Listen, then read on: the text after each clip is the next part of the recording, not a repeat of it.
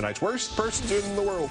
The bronze, shared by Republican Congressman David Dreyer, Pete Hoekstra, and John Culberson. They are comparing themselves to the oppressed bloggers, tweeters, and voters of Iran.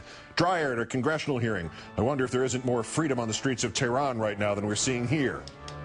Ask that of one of the guys in Tehran with a bullet through his thorax. Hoekstra by Twitter. Iranian Twitter activity similar to what we did in House last year when Republicans were shut down in the House. Absolutely, since you're both using Twitter. Culberson, oppressed minorities include House Repubs. We are using social media to expose repression such as last night's D-clampdown, shutting off amends.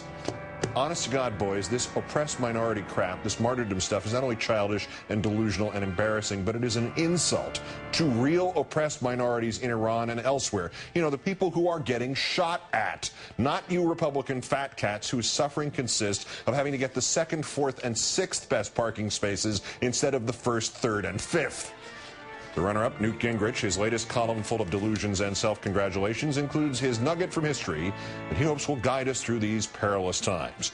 If you go to the National Archives, you will find the words that are fundamental to America written in the Declaration of Independence. We are endowed by our Creator, and this is in quotes, mind you, with certain inalienable rights, among which are life, liberty, and the pursuit of happiness, unquote. Actually, you won't find that because that's not what the Declaration of Independence says. It says, we hold these truths to be self-evident that all men are created equal, that they are endowed by their Creator with certain unalienable rights, that among these are life, liberty, and the pursuit of happiness. Wow, close, Newt. It's too bad there's no place you could verify a quote that you think is in the Declaration of Independence that you have, in fact, pulled out of your own backside. Speaking of which, our winners, the Fox News Channel. Well, we're assuming that's who the President of the United States meant in this interview with John Harwood of our sister station, CNBC. First of all, I've got one television station that is entirely devoted to attacking my administration. And you'd be hard-pressed if you watched the entire day to find a positive story about me on that front.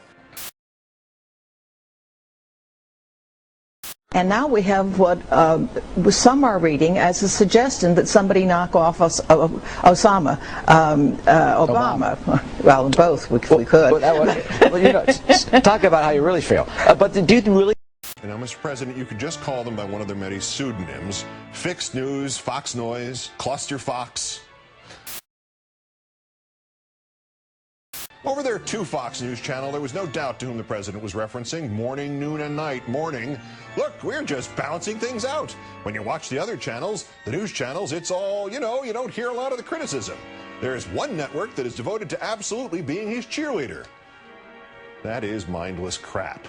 Here are the issues I've disagreed with the president on White House transparency, on Don't Ask, Don't Tell, on prosecuting torturers, on investigating the Bush administration, on military commissions, on the speed of withdrawals from Iraq, on eavesdropping, on the Defensive Marriage Act, on earlier in this show, this token treatment of same-sex partners of federal employees. These are cases in which I've used the phrase, the president is wrong, or Mr. President, you're wrong.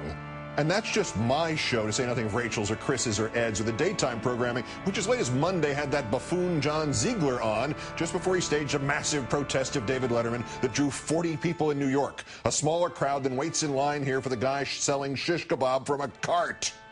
The night response. I don't think the president is afraid of Fox. He is a very smart and tough man, but I do think he holds a grudge. There is a huge Fox audience that he represents since he is the president of all Americans.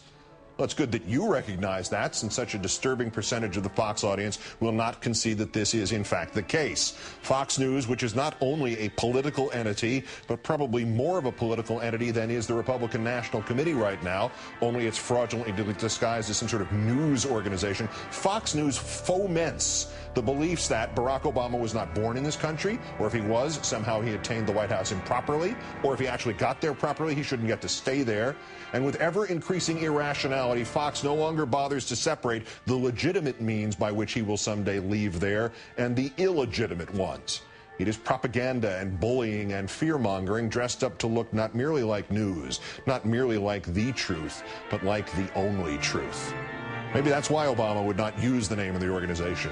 He couldn't call it the Fox News Channel without bursting into laughter. Fox News Channel, a brand name. like Virgin brand condoms. Today's worst persons in the world. And now we have what some are reading as a suggestion that somebody knock off Obama. Well, both, we could. Well, talk about how you really feel. But do you really